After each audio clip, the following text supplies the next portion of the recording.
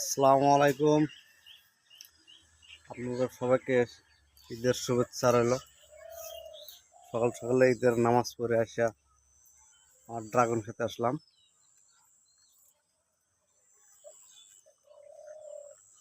কত সুন্দর সুন্দর ড্রাগন গাছ আছে।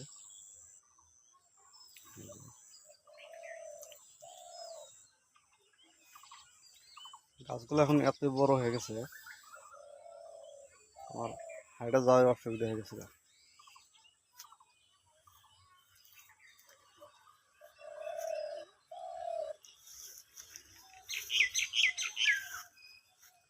এই ড্রাগন গুলা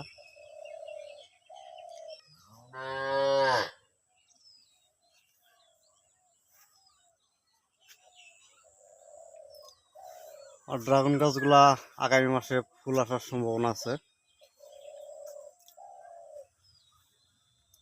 দেখাচ্ছি কত বড় বড় লম্বা লম্বা ডাল হয়েছে এগুলা।